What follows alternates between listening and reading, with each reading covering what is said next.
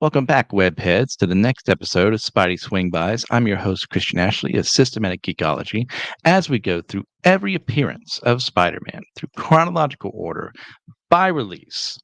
And today we're going to be covering actually two issues of Marvel that came out in the same month, one of which is a bit, shall we say, a shorter cameo, and the other actually Spider-Man's full appearance. So, uh, in so doing, we will be starting today in Avengers number 3.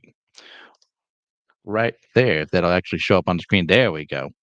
And this one right here was released June 11th, 1963. The story is The Avengers Meet Submariner. It's written by Stan Lee, penciled by Jack Kirby, inked by Paul Reinman, colored by Stan Goldberg, lettered by Sam Rosen, edited by Stan Lee. This one, we'll cover this one a little quicker than normal, just because Spider-Man doesn't appear too much in it. So, basically, what has happened is the Hulk has left the Avengers because the Space Phantom did some shenanigans. They didn't trust him like they should have, so he feels very betrayed. The Avengers realizing, hey, we can't really let the Hulk run amok. Decide to do something about it. So Iron Man goes out, gets his good old image projector to which I think is the only appearance of this thing, by the way, because it's not an article on the wiki. So I think it's the only time Iron Man uses it. So he tries to talk to Fantastic Four. I'm going to, let's see. Yeah, I had to skip ahead a bit. I went out of order of what I was going to do. So that's fun. And what he does is he tries to contact Fantastic Four. They don't know anything about the Hulk. So then he goes to our boy Spider-Man, which is what we're here for. So we see Spider-Man going against a bunch of nameless thugs. Iron Man talks to him through this and makes Spider-Man freak out for a second as we get a really well-drawn panel there of, him lifting those thugs up in the air. And then talking to Iron Man, which, by the way, yeah, if you were wondering, how does Spider-Man meet Iron Man for the first time? Well, there you go.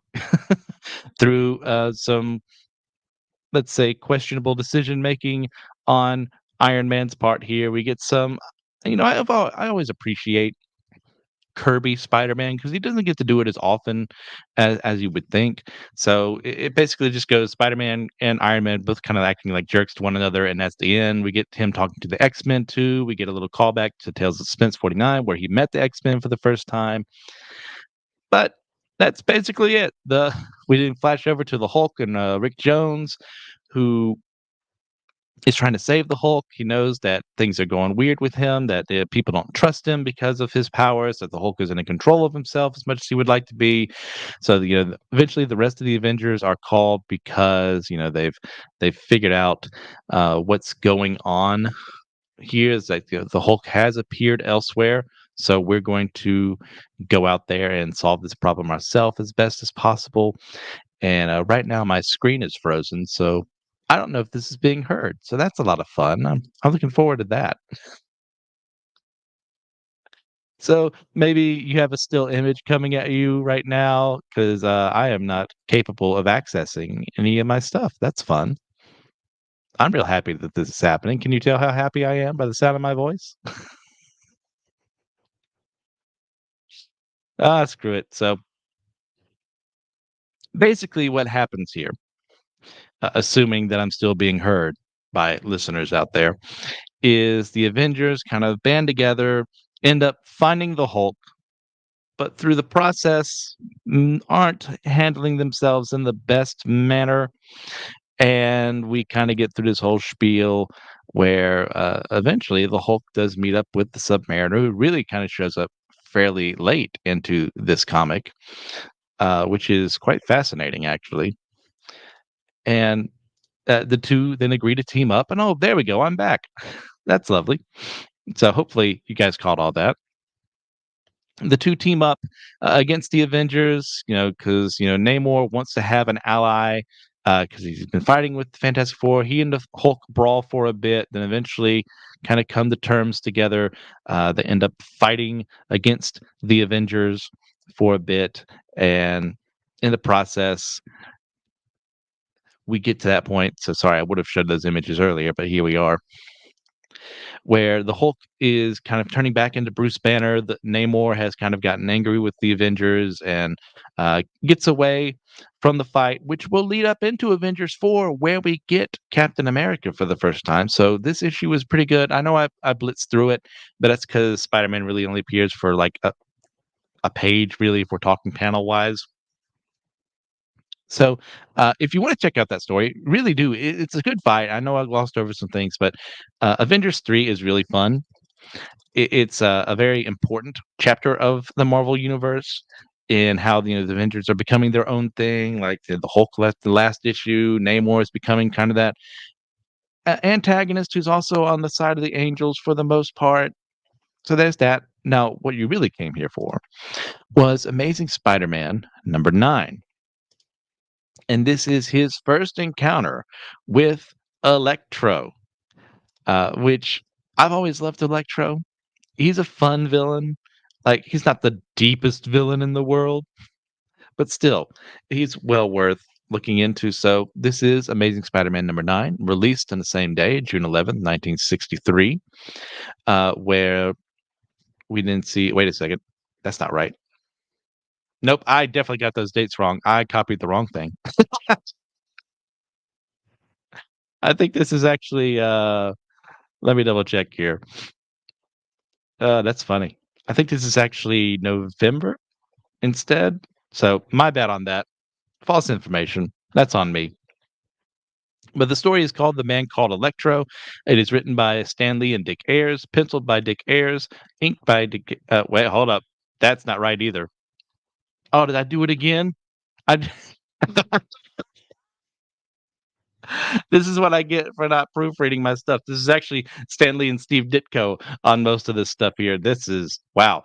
I was like, Dick Ayers, that's not right. He didn't do any Amazing Spider-Man. Well, that's because he didn't. So clearly, you're getting the best quality material here at Spidey Swing-Bys. My bad. But I know for a fact these are true. What else was happening in Marvel this month besides Avengers 3? Well, we have good old Journey into Mystery 100, where we see Thor fight Mr. Hyde again, and him continuing to angst over the fact that he's not able to marry Jane Foster for about the 100th time. Uh, Overall, pretty good story. Nothing too groundbreaking. But as far as first appearances go, we go to Sergeant Fury #5, where we meet Baron von Strucker for the first time. I had completely forgotten that he showed up in Fury first. I thought it was more of like, was it Strange Tales when Fury does take over that for a little bit? But no, it's actually here. And these are always the World War II issues with Fury are not like my favorite things in the world, but it's still important for the Marvel Universe, like we've seen Reed Richards show up there before and stuff like that. So there's that. The next up, we have Tales to Astonish 52, where Giant Man and the Wasp face off against the original Black Knight, who is the villain compared to the more heroic Black Knight that will eventually join the Avengers later on. Uh, it's a solid issue. Nothing too amazing. It is what it is. I realize, and I think I'm starting to come down with something, so that's fun. This is riveting material here. Then we have X-Men #3, where they face the menace of the Blob and try to recruit him to become part of the X-Men until he gets a little too handsy with Jean, and then they decide to fight him. This is a really fun, just an issue for the X-Men. And we also kind of learned that Professor X also has a thing for her that won't really be capitalized on until the 90s with Onslaught and all that madness. So this is where that starts. This is the thing. Most writers chose to ignore it, but nope. We're going to talk about it again because it's canon. Then we have Fantastic Four 23 here, where Doctor Doom faces off against the Fantastic Four by sending the Terrible Trio out to drive them apart. And the Terrible Trio are kind of terrible as villains. They've only shown up like a handful of times. They're very forgettable, kind of like lesser for as far as Spider-Man would be concerned. Like when we get to issue 10, we get to the Enforcers. They're like Z-listers compared to the Enforcers, and the Enforcers aren't exactly A-list themselves. Then we go to Strange Tales 117, where the eel returns to menace the Human Torch, and Doctor Strange faces off against Baron Mordo to get some revenge there for what has happened in the past. Then we have Tales of Suspense 50, immensely important for the first appearance of the Mandarin. One of Iron Man's biggest villains who got extremely screwed over by the MCU until Shang-Chi came along, which is still like, in my opinion, a discount store version of the Mandarin, but still way better than what we got in Iron Man 3. So there's that. So what are we here for? Not the Avengers, because we've already done that. Because I did things out of sequence again. That's fun. We are here for Amazing Spider-Man number 9, where he faces off against Electro. And starting off this issue, we get to the point where civilians have seen Spider-Man going around. It's like, man, he must be doing something important. He sees a bunch of thugs on the street. Well, actually, no, he doesn't see them at all. They see him freak out and give up, but he goes web swings right past him, which causes them to give up. But like we see, Peter has had the need to end up switching back into his civilian attire to become Peter Parker once more, get out of the Spider-Man suit because he has a very important thing to do. And that very important thing to do is that he's got to get medicine to Aunt May, who is in the midst of a particular bad that's what I'm looking for here. She's just feeling really bad. And this is one of the first times that we get Aunt May near on her deathbed, which unfortunately will become something that happens, a thing that becomes a thing multiple times over in the Spider-Man universe. But at this point in time, it's very sweet. It's very loving. Like nothing else matters to Peter in this moment, but to look after Aunt May and make sure she is well, because she is literally the only person he has left in this world as far as family is concerned. Now, retcons later on will establish some other things, some of which actually work out well, some of which don't. We'll see them forever from now if we ever get there, which now I'd like to think we get to the 2000s to 2010s, but we'll see. Also, we see here someone else suiting up, Electro, who then gives a demonstration of his powers to absolutely no one, just explaining himself as typical Marvel villains do. He then takes down an armored truck using his powers, and as Peter is visited by a doctor, he's told Aunt May needs to go to the hospital, freaks him out, and he gets made fun of in class, like they don't know what's going on. Flash Thompson asks him, "Hey, hi Bookworm, what's doing Doleville?" And Peter is too preoccupied because of what's going on, but Flash, in a moment of genuine sincerity, wants to talk to Peter about the fight that they had, and Peter just doesn't hear him because he's too focused, too worried about what's happening to Aunt May that Flash, of course, gets the wrong ideas and Peter is just brushing him off. When all he wants to do is just see Aunt May be well, but surprise, surprise, he's not the only person coming to see her. Betty Brant is there, who I can't remember if Peter told her about this, but it's such a sweet thing that she does for this woman she knows nothing about. She just knows that she matters a lot to Peter. And she comes to see Aunt May, talks with her, and of course, Aunt May is all gaga over her because, oh, a beautiful woman in my dear Peter's life. Well, of course, I've got to do everything in my power to set them up. And Betty kind of gets worried though, because she sees Peter concerned about this, but also she's kind of started liking him a little more and thinks that he's becoming a bit of an adrenaline junkie, as it were, when he's getting his photos, because obviously she sees all these terrible things like Spider-Man fighting these villains, but she doesn't know that Peter is just setting up a camera nearby since he is Spider-Man. So she thinks, oh, well, he's got to get close to the action and get pictures this good. And it freaks her out. She doesn't want anything bad to happen to him because she has fallen for him to some extent. And that's a very sweet and tender part of their relationship. Then we get to see move on from there to Jolly Jonah, who's gone to the bank and demanding that he get his money as soon as possible because he's one of the biggest depositors there. But unfortunately, someone else wants to make a deposit, and that's Electro. He gets to Jonah thinking, well, Electro uses his name in conversation. And the only possible reason that Electro could know Jameson's name is if He must be someone that Jonah knows. Which Jonah, as Electro gets away, starts sliding up the building with his electric power. Somehow that works. Don't worry about it. It's like, oh, there's no one else it could be but Spider-Man. Electro is Spider-Man. Of course, it makes perfect sense. If you're a spider, you have electric powers, And it's Jonah being Jonah, but it's done in such a way. It's like,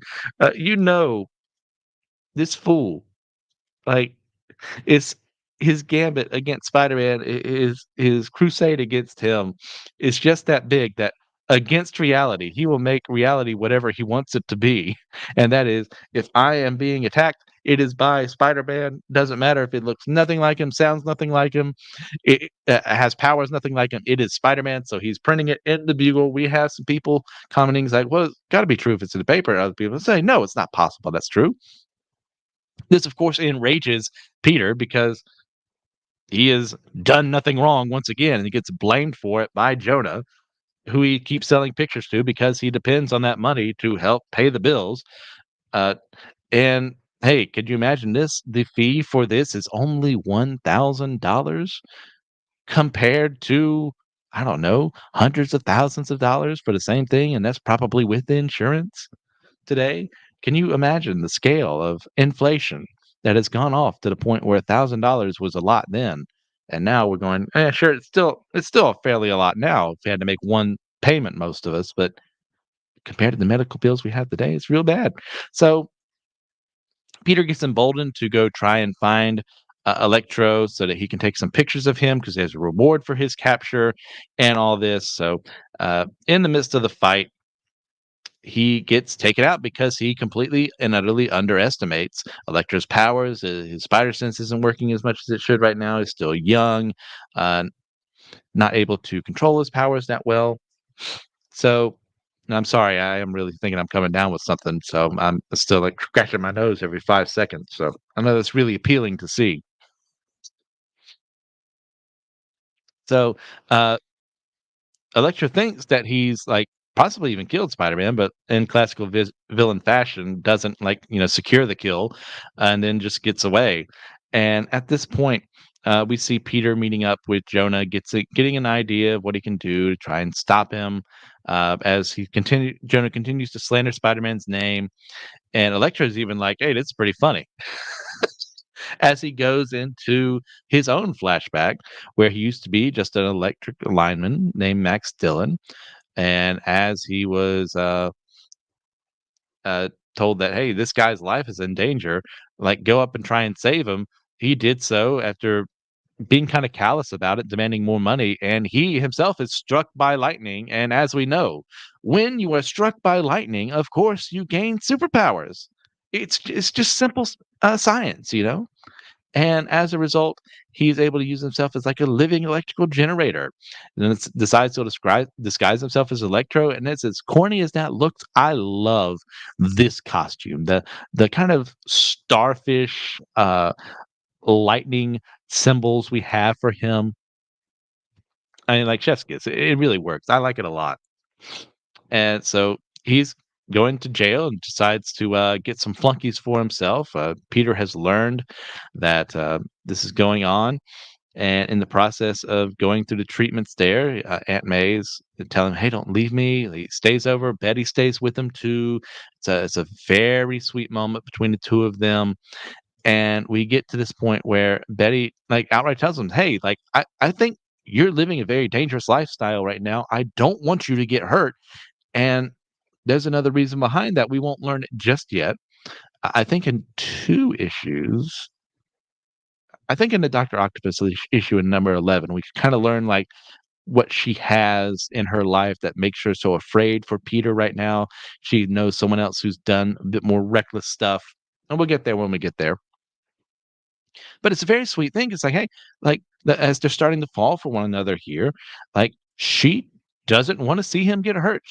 We saw the issue before where they both away from the Daily Bugle being attacked together, and Peter says, "Hey, I'm kind of a bit of a coward," and that's kind of one of the things that made her fall for him. Is like that honesty, that character of who he really is, and to direct contrast all that, we get the Jolly Jonah, who, as Electro is being surrounded by everyone, realizes that when Spider-Man comes to fight Electro, that means that Spider-Man and Electro, uh, I don't know how anyone could have thought this, aren't the same person. And he decides that he's going to be a laughingstock, and there's only one person to blame, and that's Peter Parker. This is all his fault. How dare Peter Parker make him think that Spider-Man was Electro? Willful, the willful ignorance and pride of Jonah is just something to be admired in some respects. It's like if you met that person, like no matter what, they can just twist things, and like sometimes, most of the time, you're probably okay. Yeah, I need to get you out of my life. You're not a good person. But for Jonah, it's just so funny to see him react like this. It's like, oh, well, I've been on this crusade, and oh no, the facts are telling me everything, and that that I'm wrong. Well, it couldn't be my fault that this happened. It's got to be someone else's fault. Who better than the photographer who took the pictures to blame? So Spider-Man gets into the jail, starts beating up Electro and his flunkies, and in the process learns a little more because he has insulated himself against the electricity as best as possible. He's starting to wearing gloves. So Electro has decided to use a gun, even though he has electric powers, because of course, sure, but, electric powers and a gun. Why not? So Spider-Man makes fun of him, kicks some sand in front of him, which Electro, smartly enough, knows that if he can just turn it to glass, that's possible. But that's actually a distraction. Spider-Man jams the gun with his webbing, and then manages to get a couple swings in for a second as he realizes, oh yeah, I'm a science major. I'm dealing with someone who fights with electricity. You know what kind of messes with electricity? Water. So he busts out a pipe there and short circuits Electro, taking him out of the fight. And we get a good moment here as he unmasks him as being like, I never saw this guy before.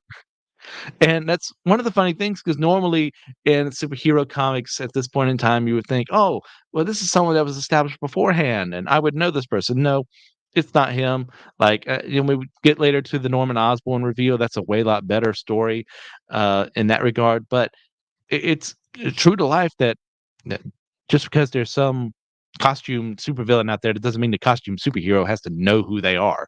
So that's excellent right there. As later on, we see Jameson really worried about everything as he starts yelling and making poor Betty upset and threatening to fire Peter. But Peter gets some digs in at JJ, being like, "Hey, you can't fire me, and you're not going to sue me because I don't really work for you. I'm a freelance photographer, and to sweeten the pot, I've got those pictures you really want." And Jameson D. Jameson recognizes the potential here and short sells Peter on what of those pictures are actually worth. And Jameson smells dollar signs, gets all greedy, and Peter is forced to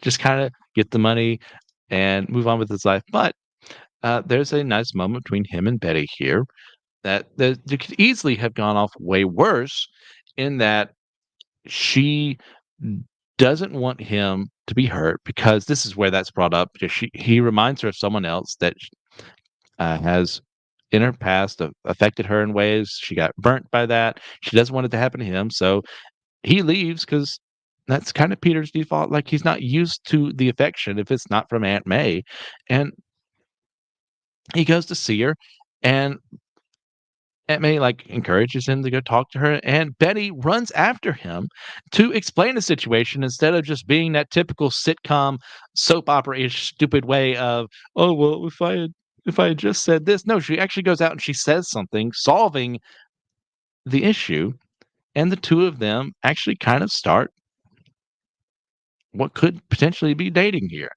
And it's a fine issue. This is a lot of fun. Um, did I rate the Avengers issue? The Avengers issue, I'm giving that one an 8.5 out of 10. This, on the other hand, I am giving this one a 9 out of 10. Very appropriate for the ninth issue, I suppose. This is so much fun. Electro is established as a very cool villain. And motivations, I mean, not the best in the world, but I mean, at the end of the day, like he establishes himself as a threat. Spider-Man has to think outside the box in order to take him down. We get Jameson continuing to be one of the biggest villains of Spider-Man's life, of Peter Parker's life, taking advantage of this kid, while also Peter is wrestling with Aunt May, being older and frail and not able to, live as freely as she used to. She's the only person he has left, and he starts a budding romance with Betty Brant. We get more of her character here, fleshing her out a lot more. I really appreciate that. This is extremely well done. I love this issue a lot. It is it's a lot of fun. I mean, there's really no other way to put it. I enjoy everything that is working together here. That's that. Next up, we will have the dreaded enforcers in Amazing Spider-Man 10. Those greatest threats that ever came to face down Spider-Man. But we also get the big man introduced here, who is far more important to the Spider-Man mythos as time goes on. So I really appreciate that. So, guys, thank you for what you do. Please leave a like, share this. Leave a comment down below if there's anything that I missed, something I should have focused on more, or something you have a question about. I'd be more than happy to engage with you guys. So until next time, webheads, see ya.